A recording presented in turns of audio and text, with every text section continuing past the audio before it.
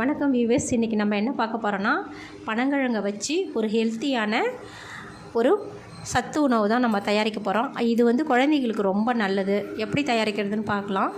பனங்கிழங்கு ஒரு சீசனில் தான் கிடைக்கும். கிடைக்கிற சீசனில் வாங்கி அதை தோலை எடுத்துகிட்டு நல்லா கழுவிட்டு துண்டு துண்டாக நறுக்கி வெயிலில் நல்லா காய வச்சு எடுத்து வச்சுட்டு அதை துண்டு துண்டாக இருக்கிறதுனால மிக்சியில் போட்டு நல்லா பொடி பண்ணிவிடுங்க. பொடி பண்ணி அதை ஜல்லாட்டையில் சலித்து மாவாக எடுத்து நல்லா ஒரு கண்ணாடி பாட்டிலில் போட்டு காற்று போக இருக்க மூடி வச்சுருங்க. தேவையான அப்போ என்ன பண்ணுங்கள், ஒரு ஸ்பூன் இல்லை 1.5 ஸ்பூன் எடுத்து தண்ணி நல்லா கொதிக்கட்டோன்னு கொதித்த பிறகு இந்த பவுடரை தண்ணியில் கலக்கி ஊற்றிக்கிண்டுங்க. அப்போ தான் கட்டி கட்டியாக வராமல் இருக்கும். இந்த பனங்கிழங்கு பவுடரை கிண்டி குழந்தைங்களுக்கு ஒரு பிஞ்சு வேணால் உப்பு போடலாம். கொஞ்சமாக போடணும், கரிக்கிற மாதிரி போடக்கூடாது. கொஞ்சமாக போட்டு நீங்கள் ஊட்டினீங்கன்னா குழந்தைங்க பார்த்திங்கனாக்கா சதையே பிடிக்காமல் எலும்பும் தொலுமாக இருக்கிற குழந்தைங்க நல்லா புஷ்டியாக ஆகும். அதுக்கப்புறம் சத்தும் கூட, இது நார் சத்துலாம் இருக்குது. ரொம்ப நல்ல உணவு. இதை ட்ரை பண்ணி பாருங்கள் மக்களே. Thank you viewers.